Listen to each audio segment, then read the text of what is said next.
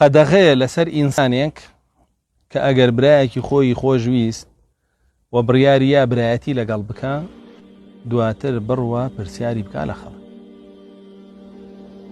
بڕوە بە دوواداچوون بکە بۆ ژیانی ڕابردووی لە لای خەڵک. ئەمە حرامە. طبعا لە دینی ئێمە بۆ نییە ئینسان لە دەمی ئینسانەوە بناسی، بۆ نییە ئینسان لە دەمی ئینسانەوە بناسی مەگەر لە دوو حاڵەتە. یەک ئەو ئینسانە معروف بێ بە خوبثی بە شەڕی، ناسراو بێ لە ناو خەڵکیە بە خراپی ئەو ئینسانە، بە شەڕیەتی، بە قێزەونیەتی، بە ڕەوشتی ناشرین، بە ئاکاری ناشرین، بە حرام خۆری، بە زیناکردن، بە دزیکردن، بۆ بابەتان ناسرابێ، بە جاسوسیکردن بەوان ناسرابێ. ئەمە بابەتێکە. چۆنیش بەوان ناسرێ؟ هەر کەسێ نزیکەکەوێتەوە بە گرتیە، هەر کەسێ نزیکەکەوێتەوە گوێنی پێ، هەر کەسێ نزیکەکەوێتەوە شەڕی لەگەڵەکە، سوکاتی لەگەڵ ترەمە دەرکەوتو ئینسانێکی شەڕە. بەم شێوە دەرکەوتووەمە ئینسانێکی شەڕە. یاخود ئینسانێک بێ شەڕەکەی دەرنەخا بۆ خەڵک، ئامی خەڵک پێی بزانێ، کۆمەڵێکی تایبەت پێی بزانێ، کۆمەڵێکی تایبەت پێی بزانێ. بۆچی شارێتەوە؟ بۆی خەڵک نەزانێ خراپەری نزیک بێتەوە تا ئەم دەستی خۆی لێوەشێنێ. ئەوەش ئەو کەسە تایبەتانەی کە پێزان لەبێ کەسی ثیقە بن ئەنجا تۆ باوەڕیان پێ بکەی. باوەڕپێکردنەکەش تا ئەو ڕادەیە بە دوواداچوون بکەی، نەک قۆبوڵیکەی. لە دوای بە دوواداچوونەکە کە خۆ بە دوواداچوونی کرد ئەو ساکە باوەڕەکەی. إن جاءكم فاسق بنبأ فتبينوا. ئەگەر فاسقێک هەواڵێکی بۆ هێنان ئەو بە دوواداچوون کەن، نەک باوەڕکەن. با پاڵنەر بێ بۆ ئەوەندەی کە بە دوواداچوون کرد، کە بە دوواداچوونی کرد بە خودی خۆت و بۆت دەرکەوت، ئەنجا ئەو وەختە بڕیار دەی. بۆیە بۆت نییە ئینسان لە دەمی ئینسانەوە بناسی بە هیچ شێوەیە. جا بە تایبەت ئەگەر بێت و لە ڕووکەشە ئەم ئینسانە مامەڵەت لەگەڵ کردبێ و کەسێکی ساڵح بێ، بۆت دەرکەوت بێ پیاوێکی چاکە، نابێتەوە بە دەمی دوو ئینسان هەڵبخەڵەتەی کە خۆ مامەڵە و لەگەڵ کردووە پیاوی چاکە لە دەمی ئەوانەوە بڕیاری خراپی بیت و دوورکەوێتەوە. تەماشاگە فەرمودەکە کە هێناوێتی لە معاذی کوڕی جەبەلەوە هێناوێتیە، فەرمێ رسول الله صلى الله عليه وسلم فەرمی إذا أحببت رجلا فلا تماريه. فەرمێ رسول الله صلى الله عليه وسلم فەرمی ئەگەر پیاوێکی خۆشویست تۆ مەچۆ مناقەشە و بەربەرەکانی لەگەڵا بکەی. فلا تماريه یعنی مناقەشە و بەربەرەکانی لەگەڵا مەکە. ئیتر جاری وایە کابرا خۆشەوە بێتە دۆستیە، بێتە ئازیزی، هەڵە سێ پێڵێکی فڵانە گۆرانی بێژە پێ چۆنە ئیژەڵا من حەزم لێ نییە، ئەو بۆ حەزی لێ نییە، وڵا شای گۆرانی بە سەیری ئەم مناقەشە لەسەر چی دامەست، لەسەر چی بوو بە کێشەیان و لەسەر چی لە یەکدا بڕن، یا با بڕین بۆ فڵانە جێگا من نایم بۆ فڵان جێگا. لەوێ مناقەشە و مجادلە و تۆ خەت نایت و تۆ هەروە بوویت و من بۆ لەگەڵ تۆ هاتم بۆیە، بۆ لەگەڵ تۆ هاتم بۆیە، بە شەڕ و جیابوونەوە لێ. ئادابی سەحبە هەیە، مە عیلمە بە ئینسان فێری بێ لە شەرعا هاوڵی کێ بکە. ولا تجاريه، ولا تجاريه يعني بشدة، يعني هەوڵ مەیە تۆ تیجارەتی لەگەڵا بکەی، ڕەفاقەتی بکەی وەکو بەشێ لە کەسابەتەکە و وەکو بەشێ لە تیجارەتەکە. يعني ڕەفاقەتەکەی ئەو مەکە بە کەسابەت، مەسلحەتێکی دنیام هەیە بۆیە لەگەڵ یەژین، بۆیە لەگەڵی هەڵەسم، بۆیە کردومە بە ڕەفیقم. مەسلحەتەکە دابڕە جوێن دەست پێکە، شەڕ دەست پێکە، ئاژاوە دەست پێکە، دوژمنایەتی دەست پێکە. زۆر هەیە لەوانە بینیمانە بە چاوی خۆمان. کابرا ڕەفاقەتی کەسێکە گیانی بە گیانین کە ئەو شەراکەتەکە لی جیا بێتەوە، ئیتر دژایەتیەکەکەنە شەریکی خۆم بۆ خۆم چاکە ناسم کەواڵێ.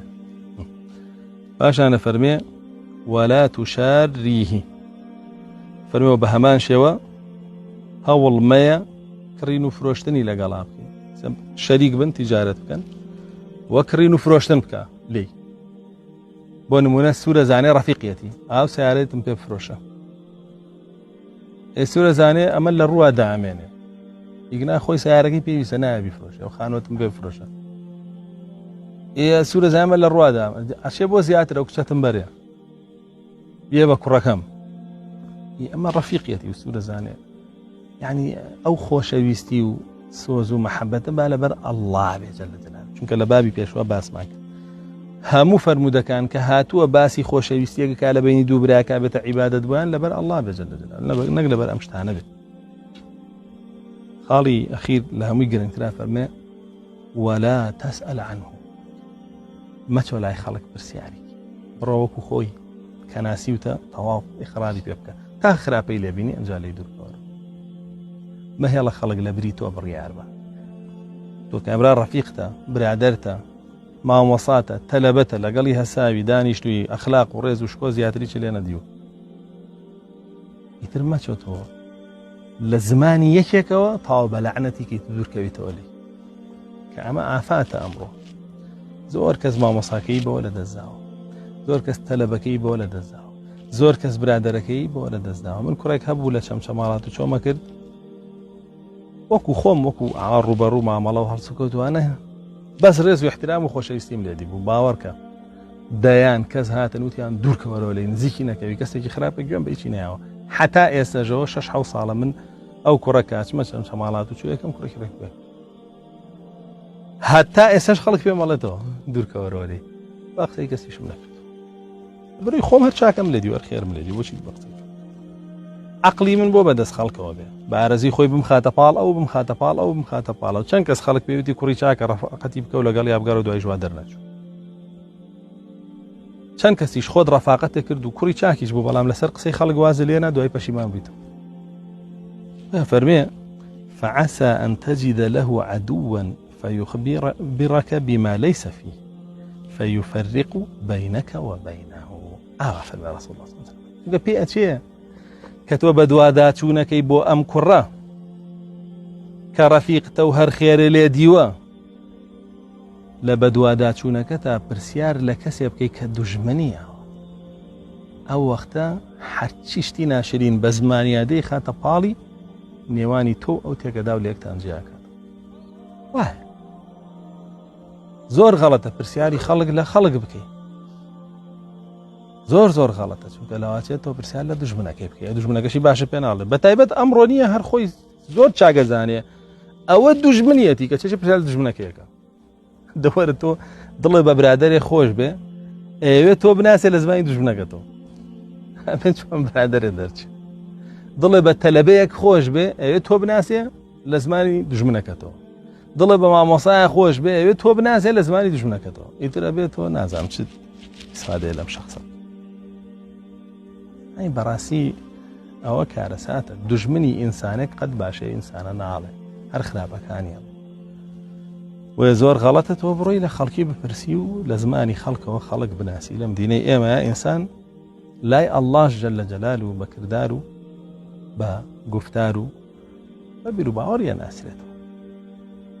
جا ئەگەر شایەتی لە ئینسانەکان لەسەر ئینسانەکان لای ئەڵڵاش بیخواردایە وەڵا برا کەس زرگاری نابوو، وای پێرگار بە منی بوو تا فلانە کەس چۆنە بیخەمە بە هەژیان نا، چونکە خۆم ڕقم لێ بکۆرە قوڵایی جەهەنەم بی بە ناوی ناوە. ئەی فلانە کەس چۆنە چونکە خۆم خۆشمێ بیخە عەلا عیلین، بەس بەغیلم لە خۆم بەرزتر نەبێ خۆم بالەوە بەرزتر.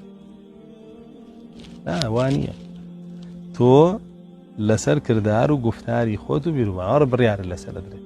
هەموو ئینسانێکی تریش بەو شێوەیە، و کەسیش لە دەمی کەسەوە مەناسە، گێل مەبە.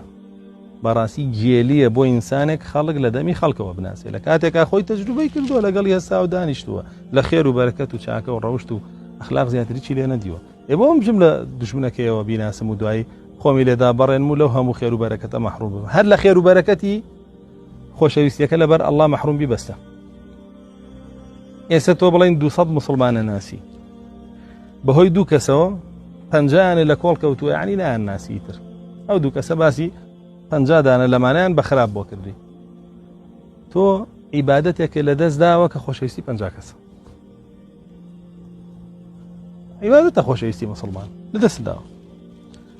زۆر کەس وەکو شەیطان هەوڵایەتەوە لەو عیبادەتە مەحروم بی، نەیکێ ئەجر نەبێ پلەپایات نەبێت. باسمان کرد دەرسی پێش لەسەر مەنابیری نورن، بەهۆی چیەوەیە؟ یەکتریان خۆشیسە لەبەر خوا. عیبادەتێکە ئەو گەیەنە بە پلەیەک لەسەر منبەری نور بی لە ڕۆژی قیامەتە. پێغەمبەران و پیاوچاکان سەیریان لێبێ لەو پلەپایە کە تۆ بەدەستهێناوە، کە تۆ نە شەهید بووی نە پێغەمبەریشی نە سەدیقیشی، بەڵام ئەو پلەپایە بەدەستهێناوە. بەچی؟ بە خۆشویستنی براکەت لەبەر ئەڵڵا جەلە جەلالوه. بۆیە ئەمە بابێکە زۆر گرنگە.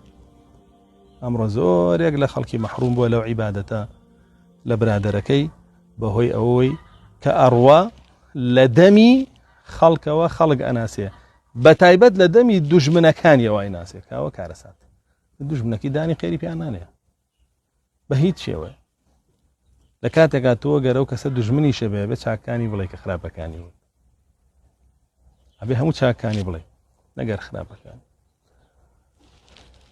ئەگەداری ئەم بابەتە بن